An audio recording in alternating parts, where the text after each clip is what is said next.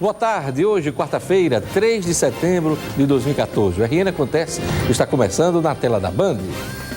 Homem foi morto pelo próprio irmão com 20 golpes de faca em Mossoró. A Delegacia da Criança e do Adolescente recebe ordem de despejo. O prefeito de Natal, Carlos Eduardo Alves, é o entrevistado desta quarta-feira, agora no RN Acontece.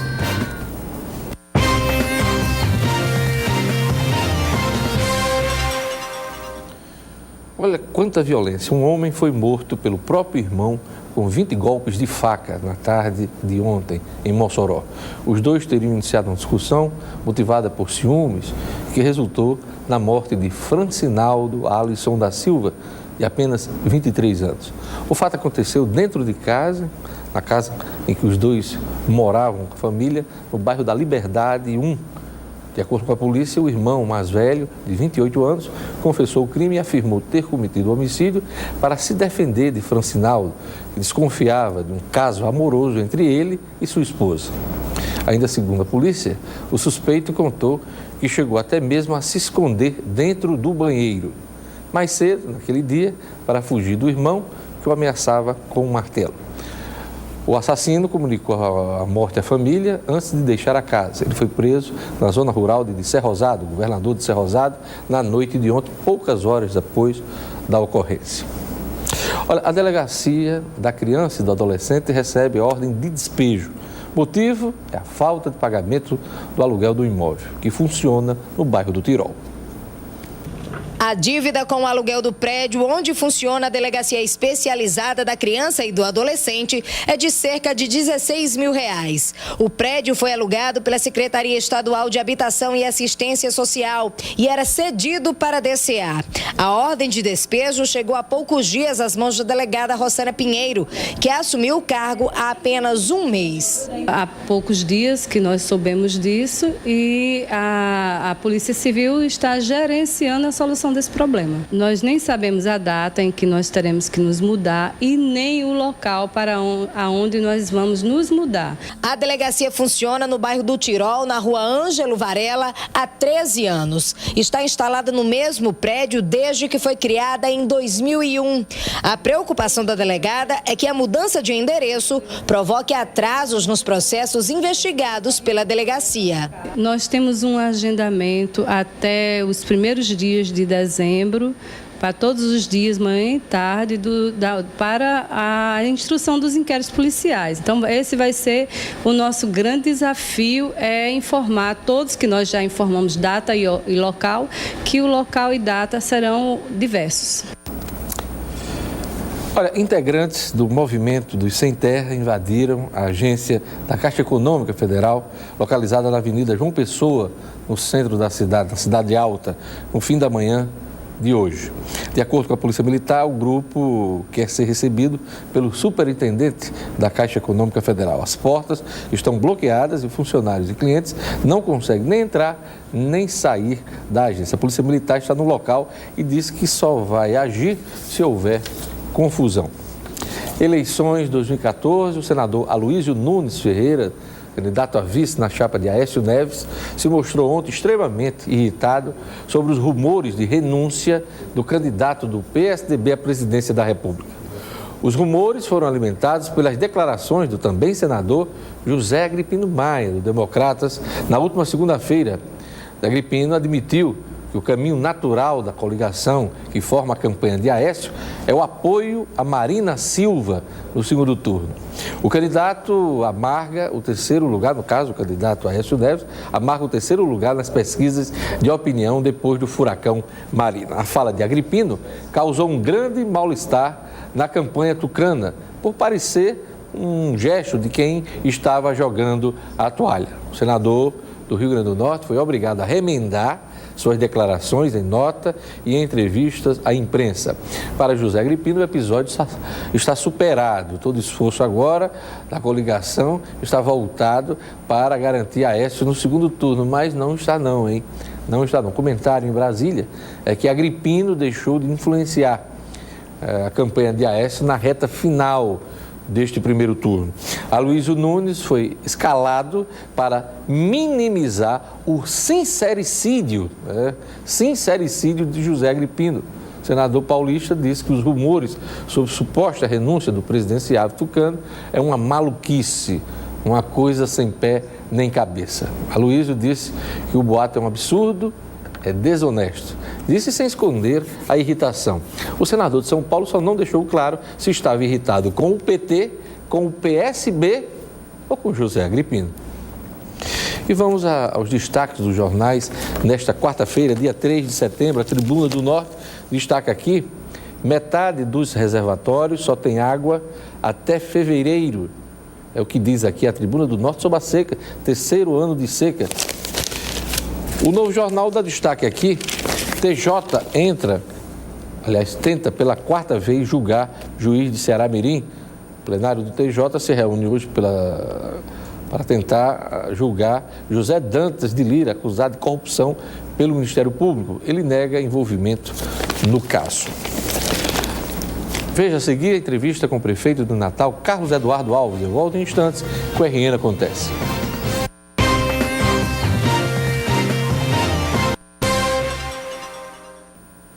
O prefeito de Natal, Carlos Eduardo Alves, promoveu uma reforma administrativa no município de Natal. A lei foi publicada no final do mês passado. A norma extinguiu 3 secretarias, criou uma nova e modificou a nomenclatura de outros 6 órgãos. Ao todo, a reforma reduziu aí cerca de 150 postos de trabalho. O prefeito Carlos Eduardo Alves é meu convidado hoje. Boa tarde, prefeito. Boa tarde, Diógenes. Eu queria que o senhor detalhasse para o nosso telespectador o que foi realmente feito nesta reforma administrativa. Primeiro, Diógenes, a necessidade de diminuir o tamanho da prefeitura. E para que a gente pudesse racionalizar a máquina administrativa e, dessa forma, a gente pudesse recuperar a capacidade de investimento da administração. Para isso, foram extintas 3 secretarias, foi criada uma secretaria, que é a Secretaria de Cultura, mas essa secretaria é bastante enxuta. O que eu quero lhe dizer, e ao telespectador, é que não foi 150 como está aí, foram 236 cargos comissionados e funções gratificadas. Então foi muito mais, foi mais de 200. Aí reduzimos, como a Secretaria da Cultura já tem o prédio da Funcarte, não vai precisar de uma nova estrutura. Certo. Mas aí nós não vamos ter mais aluguel de casa, nós não vamos ter mais carros alugados, celular, e toda a infraestrutura que faz com que uma secretaria funcione. Então, houve realmente uma economia, ela está projetada para economizar 9,5 milhões ao ano. Então, eu acredito que dessa forma, a gente racionalizando a administração, a gente vai ter mais condições de investir na cidade. No caso das 3 secretarias extintas, quais foram? Foi a Secretaria da Comunitária, né? Uma secretaria que tinha realmente pouco o que fazer, né? Sendo bem gentil assim com relação a ela. A estrutura criada, inclusive, na gestão passada. Exatamente. Anterior, né? Secretaria. Não é do seu tempo, não. Não, eu já herdei. A Secretaria Comunitária, nós extinguimos também uma autarquia, que é a Alimentar, que se transformou num departamento da Secretaria da Assistência Social, e a Ouvidoria, que era toda uma estrutura, né, que nós não temos condições de fazê-la, de mantê-la, melhor dizendo. E a ouvidoria hoje está no âmbito da Secretaria da Administração, né, com uma estrutura que dá para funcionar, mas não com aquela estrutura que era impossível a prefeitura manter. Então, essas 3 secretarias, elas foram extintas e levaram, para você ver como estavam inchadas, né, para você ver como estavam em excesso,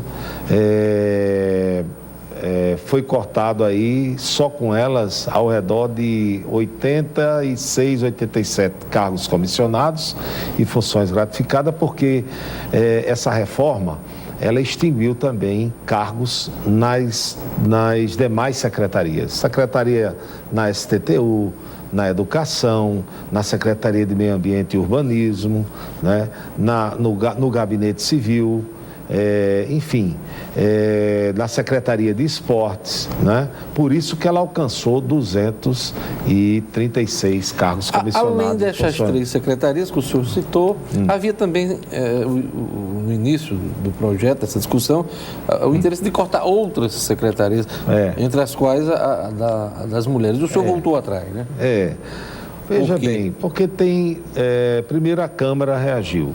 Houve um movimento da Câmara Municipal, foi ao meu gabinete dizer que votariam a reforma, porém queriam manter a Secretaria da Mulher.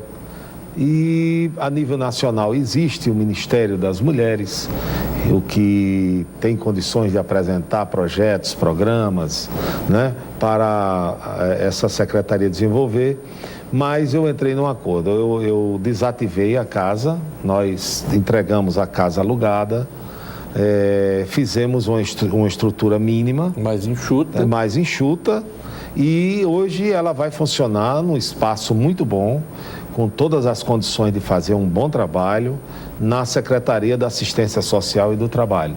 Quer dizer, mesmo mantendo a secretaria, ela não vai ter casa alugada, ela não vai ter celulares, ela não vai ter carros. Quer dizer, houve uma otimização de recursos. Exatamente. Houve, não só, a reforma não foi só, repito, extinguir 3 secretarias, foi diminuir 236 cargos comissionados e funções gratificadas, que atingiu as demais secretarias.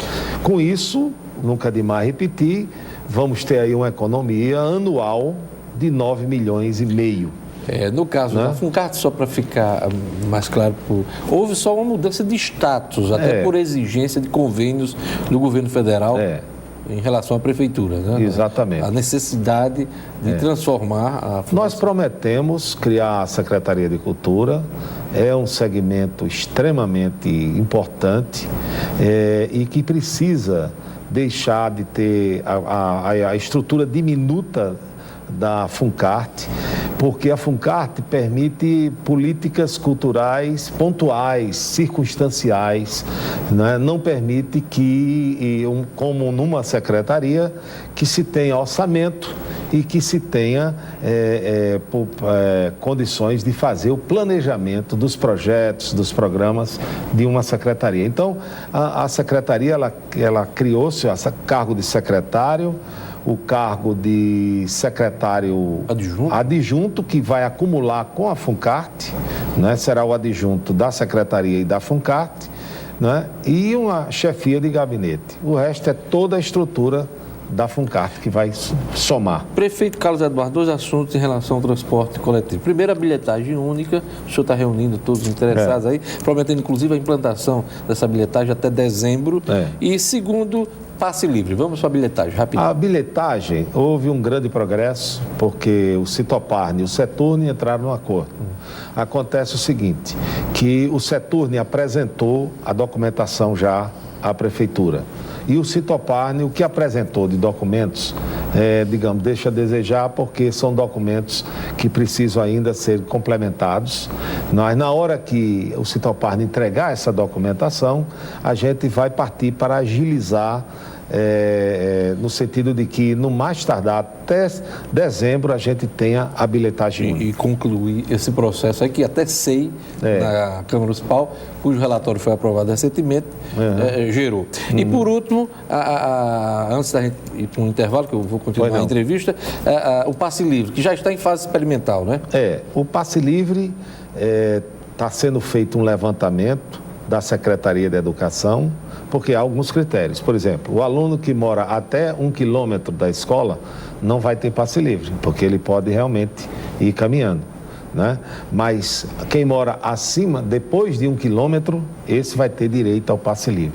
A Secretaria de Educação está fazendo esse levantamento, né, em todas as escolas. Eu acredito que dentro de 40, 50 dias esse levantamento esteja pronto, e aí, com certeza, nós vamos ter a condição de implementá-lo. Em toda a rede municipal. Em toda a rede municipal, porque é o que nos cabe. E hoje só uma escola é que está tendo essa fase experimental. Exatamente. Né? Qual escola? O senhor está lembrado? Não, o nome agora, a memória não me socorre. Mas o que eu quero dizer é que nós já estamos bem pertinho de adotar o passe livre. É isso. A gente vai para um rápido intervalo e no próximo bloco eu continuo a entrevista com o prefeito Carlos Eduardo Alves. Eu volto em instantes.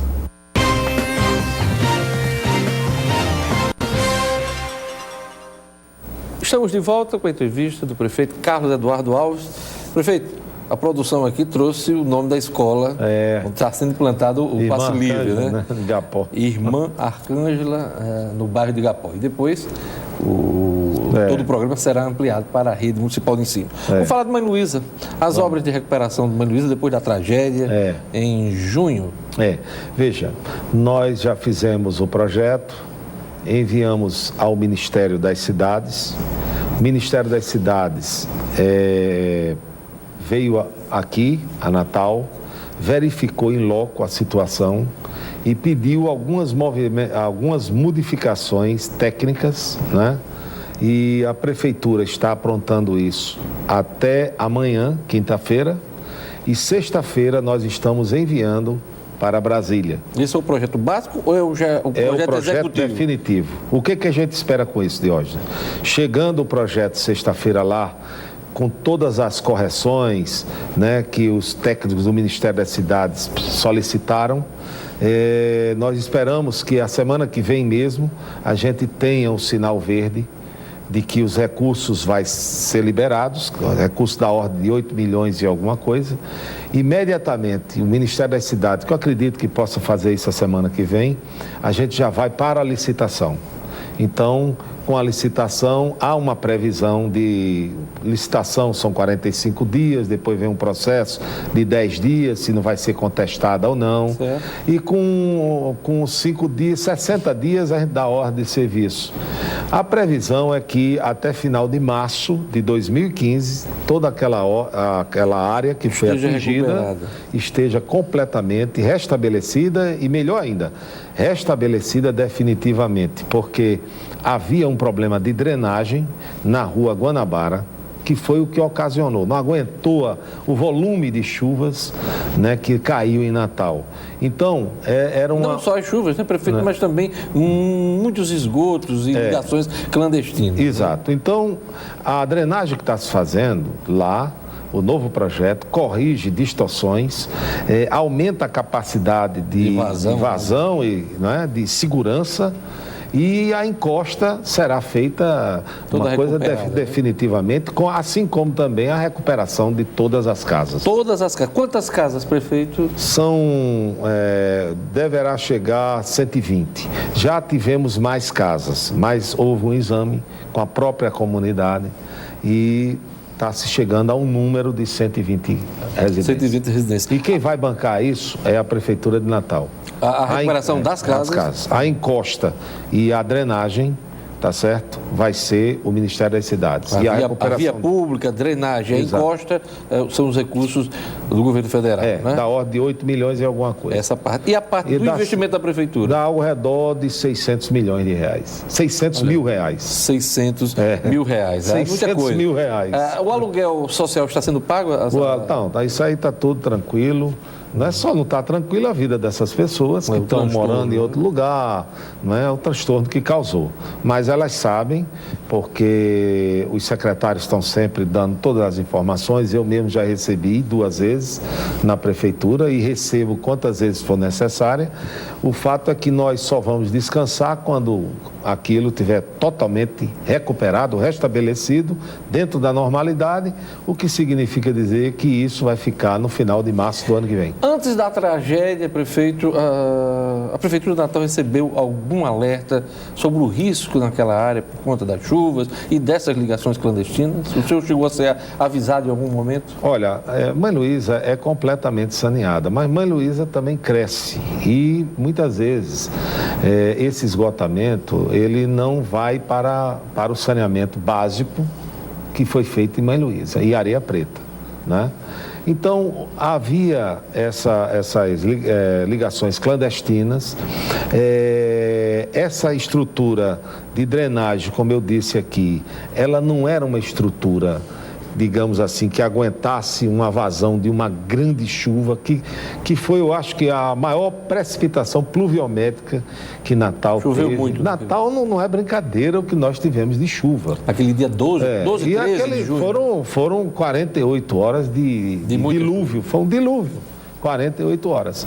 Então, eu acredito que agora, definitivamente, essa situação estará sanada. Prefeito Carlos Eduardo, eleições de 2014, eu queria que o senhor fizesse uma análise da disputa para o governo. O PDT, que faz parte da coligação do PMDB em torno do candidato Henrique Eduardo Alves. Como é que o senhor está acompanhando, observando a eleição para o governo? Olha, o candidato Henrique Alves, ele está mantendo uma dianteira. Ele reúne o maior número de apoios. São 18 partidos. 18 partidos. Isso tem se confirmado. Te nota que é uma campanha mais estruturada, com mais apoios no interior do Mas estado. não está fácil, não. E também aqui na capital, com apoio nosso. Né?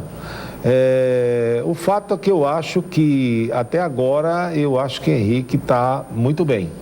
Se nós temos aí 30 dias de campanha, eu acredito que ele vai manter essa situação e vai até melhorar. O senhor acredita em definição no primeiro turno? Acredito.